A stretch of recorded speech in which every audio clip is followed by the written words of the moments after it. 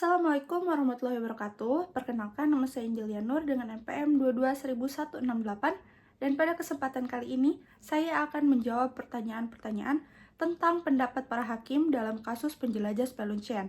Untuk itu, mari kita langsung ke videonya. Yang pertama yaitu dari Hakim Ketua Trupeni. Hakim Ketua Trupeni ada beberapa pertanyaan, yakni sebagai berikut.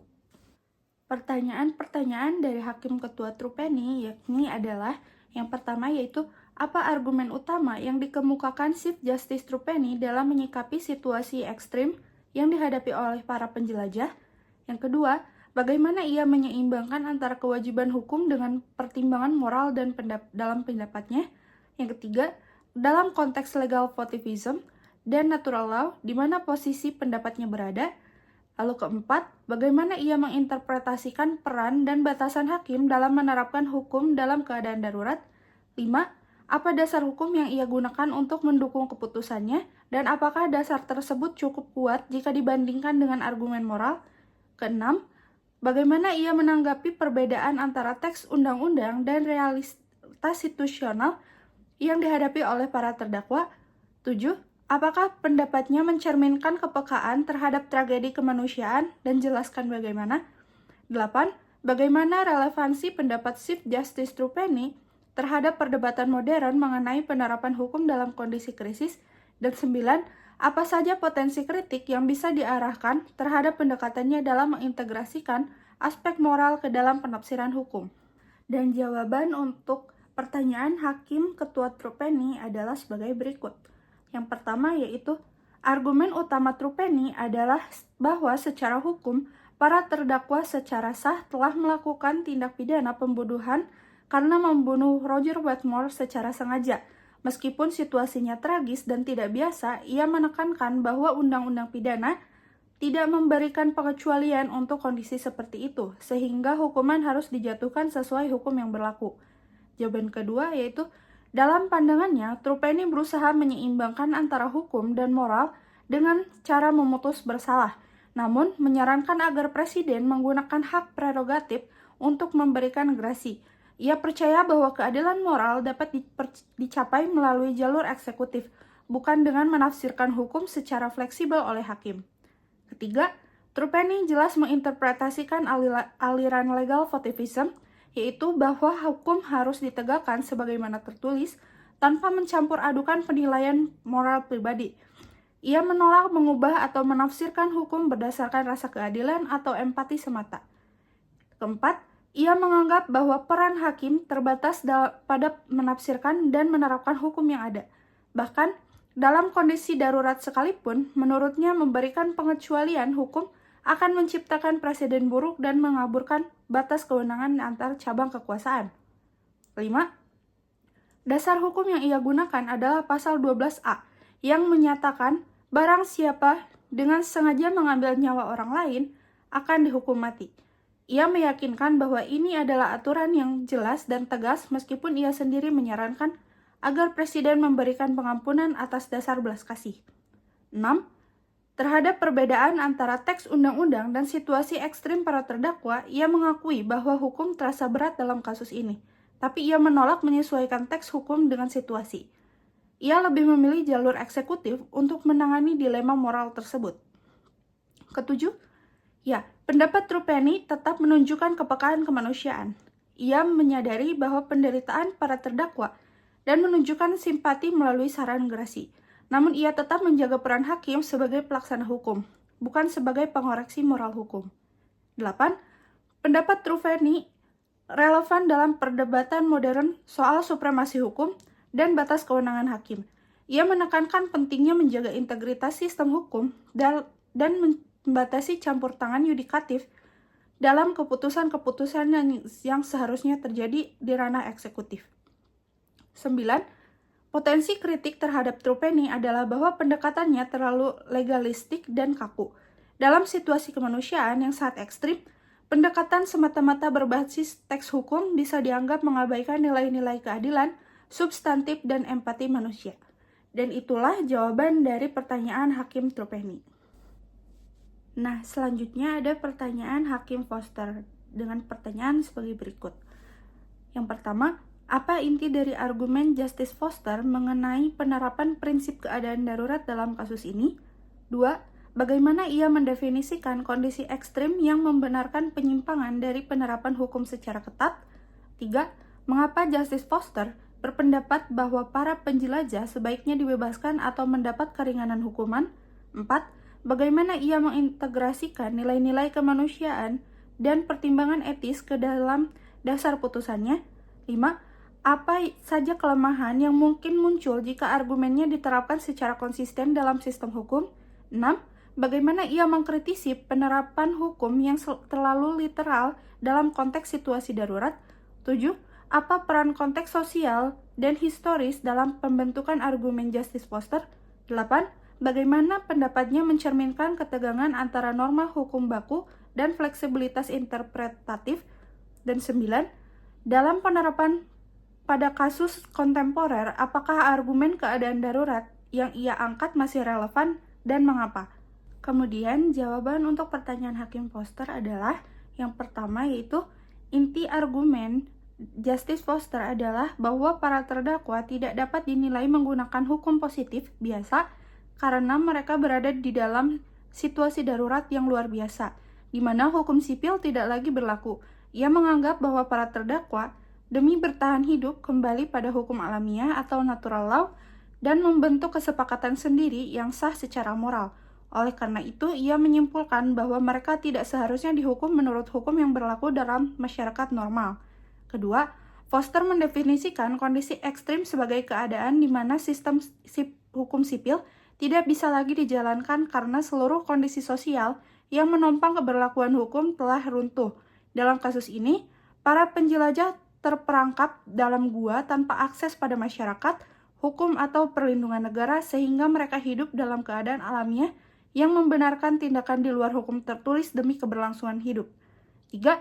Foster berpendapat bahwa para terdakwa sebaiknya dibebaskan karena tindakan mereka tidak dilakukan dalam kerangka masyarakat hukum biasa, melainkan sebagai upaya logis dan rasional untuk bertahan hidup dalam situasi tanpa pilihan. Ia menekankan bahwa keputusan mereka adalah hasil dari kesepakatan yang didasarkan pada akal sehat dan nilai-nilai manusiawi, bukan kejahatan yang bermotif jahat. Keempat, integrasi nilai kemanusiaan dan pertimbangan etis sangat kuat dalam putusan Foster. Ia menolak pendekatan legalistik yang mengabaikan kenyataan dan menganjurkan bahwa hukum harus dilihat sebagai alat untuk mencapai keadilan, bukan sekedar aturan teknis. Menurutnya, menegakkan hukum secara buta dalam situasi ini justru menciptakan ketidakadilan yang lebih besar. 5. Kelemahan dari argumen Foster terletak pada potensi penyalahgunaan prinsip keadaan darurat. Jika diterapkan secara konsisten tanpa batasan yang jelas, orang bisa dengan mudah mengklaim situasi darurat untuk membenarkan tindakan ilegal. Ia bisa mengganggu kestabilan sistem hukum dan mengaburkan batas antara tindakan sah dan tidak sah. 6.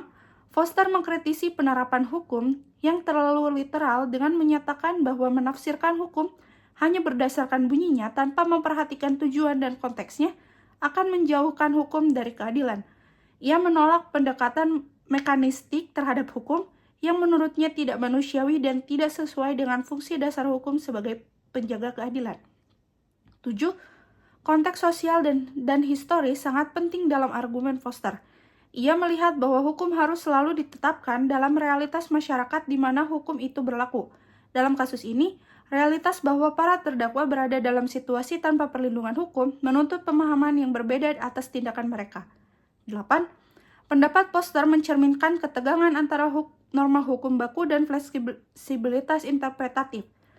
Ia percaya bahwa hukum tidak boleh diterapkan secara kaku, apalagi jika konteksnya bertentangan dengan prinsip keadilan. Ia membuka ruang bagi hakim untuk menyesuaikan penafsiran hukum agar sesuai dengan nilai-nilai kemanusiaan dan akal sehat. Dan 9. Argumen dalam keadaan darurat Foster masih sangat relevan dalam konteks modern, seperti dalam situasi bencana alam, konflik bersenjata atau pandemi, di mana penegakan hukum seringkali harus disesuaikan dengan kondisi lapangan. Pandangannya menunjukkan bahwa hukum yang hidup harus fleksibel dan mampu merespon krisis tanpa kehilangan nilai keadilannya. Yang selanjutnya yaitu pertanyaan Hakim Tating, yaitu sebagai berikut. Pertama, Apa sumber kebingungan utama dalam pendapat Justice Tating mengenai kasus ini? 2. Bagaimana ia menggambarkan konflik antara norma hukum yang berlaku dan prinsip moral yang bersangkutan? 3. Mengapa Justice Tating tampak ragu-ragu dalam menyusun pendapatnya secara menyeluruh? 4. Apa argumen yang ia ajukan terkait batasan peran legislatif dalam menetapkan hukum untuk situasi luar biasa? 5. Bagaimana ia menilai keterbatasan teks undang-undang ketika dihadapkan pada konteks situasional yang ekstrim? 6. Apakah ada elemen realisme hukum dalam pendapatnya dan berikan contohnya? 7. Bagaimana Justice Tating menangani dilema antara keadilan individual dan kepastian hukum? 8. Dalam hal metodologi penafsiran hukum, apa perbedaan mendasar antara pendekatan Tating dengan hakim lainnya? Dan 9. Bagaimana pendapatnya dapat menginspirasi diskusi tentang integritas dan konsistensi dalam pengambilan keputusan hukum? Kemudian selanjutnya adalah jawaban dari pertanyaan Hakim Tating. Yang pertama yaitu, Hakim Tating mengungkapkan kebingungannya tentang cara yang jelas dan adil untuk memutuskan prinsip-prinsip yang terlibat sehingga menurutnya kasus tersebut dapat diputuskan dengan cara yang bebas dan rasional. 2. Ia menggambarkan konflik antara norma hukum yang berlaku dan prinsip moral dengan merasakan dilema antara hukum positif yang jelas memang melarang pembunuhan dan adanya hukum yang telah ditetapkan. Namun, di sisi lain ada rasa simpati dan pemahaman moral terhadap kondisi terdakwa, karena merasa dirinya tidak bisa memilih secara pasti antara dua pendekatan tersebut tanpa melanggar prinsip hukumnya sendiri. Akhirnya, Hakim Tating menarik diri dari keputusan. 3. Hakim Tating tampak ragu-ragu karena merasa terjebak dalam kedilemaan konflik moral sebagai penegak hukum positif dan rasa keadilannya sebagai manusia. Tating merasa bahwa secara moral bahwa tindakan mereka mungkin bisa dimaklumi karena dilakukan di keadaan terdesak demi survive. Ia juga mengkritik bahwa hukum alam Hakim Foster dan menunjukkan ketidakkonsistenan dalam argumen pelestarian diri. 4. Tating berargumen menurutnya bahwa fakta undang-undang tidak dapat mempertimbangkan kasus semacam ini bukan berarti hakim juga diperbolehkan melampaui batasnya dan membuat hukum baru berdasarkan moral. Selain itu, Tating mengatakan jika masyarakat menganggap perlu ada pengecualian hukum untuk kasus ini, maka hal itu seharusnya menjadi tanggung jawab dan tugas legislatif untuk menyesuaikan hukum dengan cara mengubah atau menambah klausa pada undang-undang. Hakim tidak boleh menjadi pembuat hukum dadakan dengan menyesuaikan hukum demi keadilan moral karena melampaui otoritasnya sebagai hakim. 5. Ia mengalami dilema dengan melihat bahwa undang-undang memang bersifat terbatas terutama dalam menghadapi situasi yang ekstrim dan luar biasa. Namun, Tating alih-alih memilih jalan keluar, justru ia memilih untuk tidak mengikuti dengan cara menarik diri dari keputusan yang menyeluruh. 6.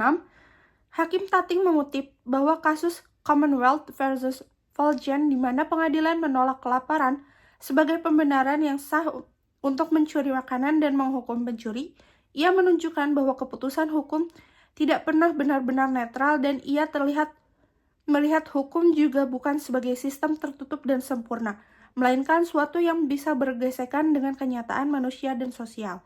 7. Hakim Tating mengalami dilema dan menanganinya dengan cara menjauhkan diri dari proses pengambilan keputusan dan menarik diri dari kasus ini sepenuhnya. Ini menunjukkan betapa dalam dan sulitnya ketegangan tersebut. 8. Dalam penafsiran hukum dari beberapa hakim, dapat dibedakan bahwa Hakim Tating cenderung tidak berani dalam menafsirkan secara bebas, sedangkan Hakim Foster lebih berani dalam menafsirkan hukum keadilan. Hakim Ken yang lebih memilih untuk menafsirkan dengan cara menolak interpretasi moral, dan C.J. Trupany menafsirkan sesuai teks tapi mencari solusi di luar sistem. 9. Tating tidak memberikan solusi melainkan dengan memperlihatkan kebingungan dan ketegangan dalam konflik yang dihadapi seorang hakim ketika nilai moral yang bertabrakan dengan prinsip kepastian hukum. Dengan itu, Tating menginspirasi diskusi bahwa integritas hukum tidak selalu berarti mengikuti hukum secara kaku. Tating berusaha mempertahankan integritas profesional dengan jujur dan mengakui kebingungannya. Walaupun Tating sadar akan kelemahannya, Tating melihat konsekuensi hukum penting untuk menjaga kepercayaan masyarakat. Namun alih-alih memaksakan di dalam kebingungannya, ia lebih memilih untuk tidak membuat keputusan. Selain itu, Ia mendorong kesadaran manusiawi sebagai hakim dengan mengajarkan bahwa keraguan dan kehati-hatian bisa menjadi bagian dari profesionalisme yudisial yang bermoral. Nah, yang selanjutnya ada pertanyaan untuk Hakim Ken. Pertanyaannya yaitu yang pertama, apa argumen utama yang diungkapkan Justice Ken terkait penerapan undang-undang secara literal dalam kasus Speluncean Explorer? Kedua, bagaimana ia menafsirkan teks hukum dan mengapa ia menolak argumen keadaan darurat? Tiga, apa alasan hukum yang mendasari sikap formalistik yang diambilnya? Empat, bagaimana ia memandang peran hakim dalam konteks penafsiran undang-undang yang memiliki potensi ambiguitas?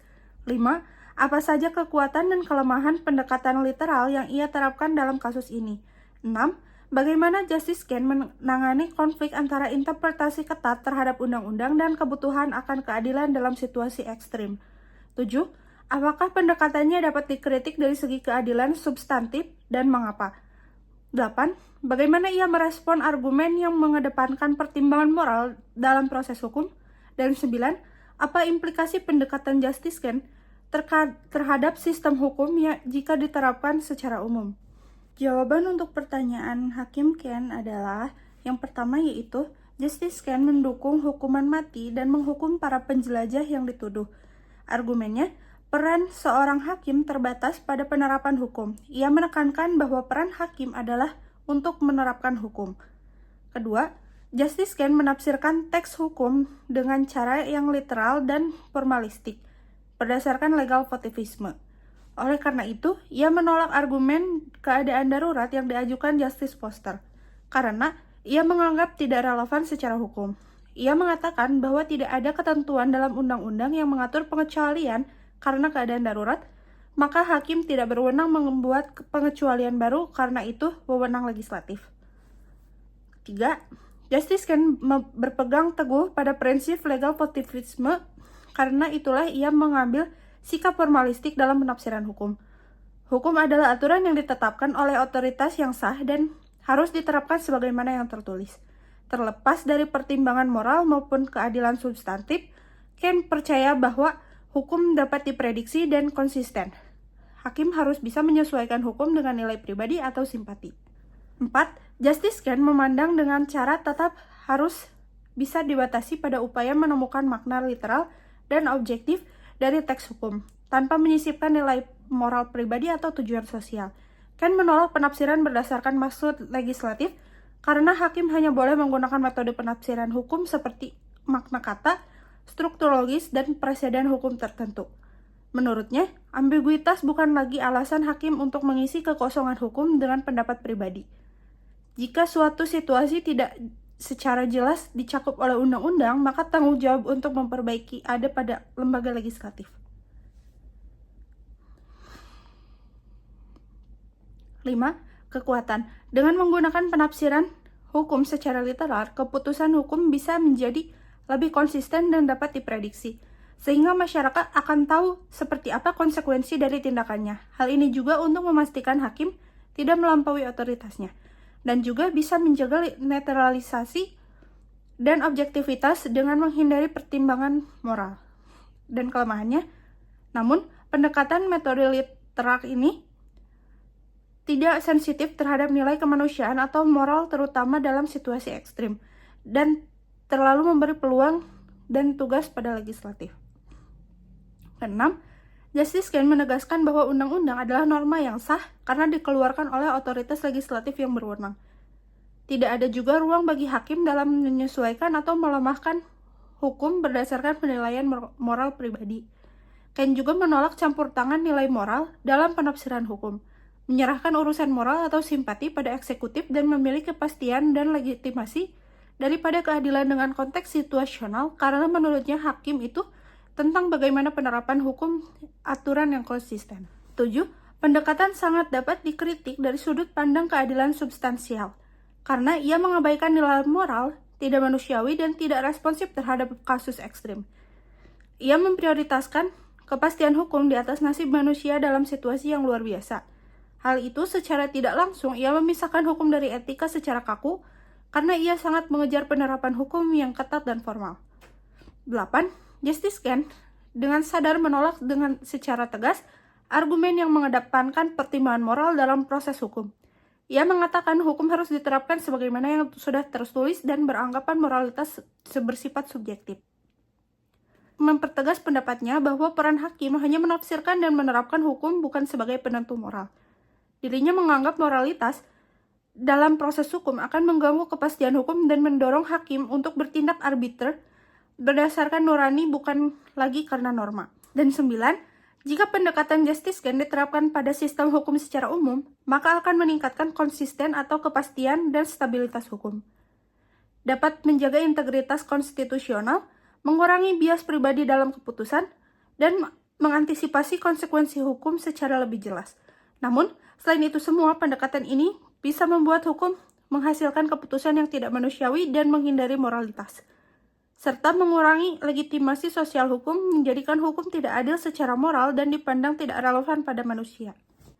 Dan yang terakhir, ada pertanyaan untuk Hakim Handy, yaitu sebagai berikut.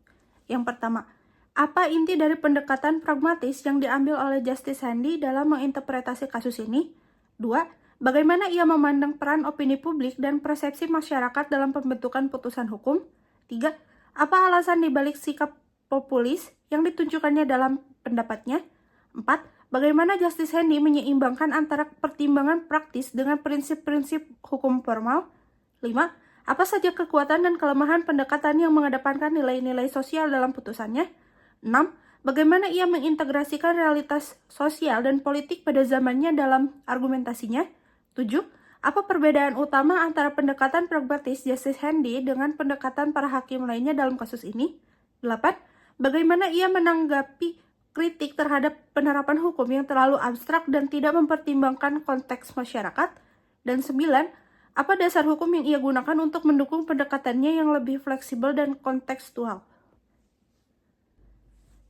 Selanjutnya adalah jawaban untuk pertanyaan Justice Handy. Yang pertama yaitu, intinya, Justice Handy menginterpretasikan bahwa hukum harus berfokus pada hasil praktis dan kemaslahatan sosial. Hukum tidak boleh diterapkan secara dogmatis, dan hakim pun harus bisa mempertimbangkan kondisi nyata dengan yang konkret.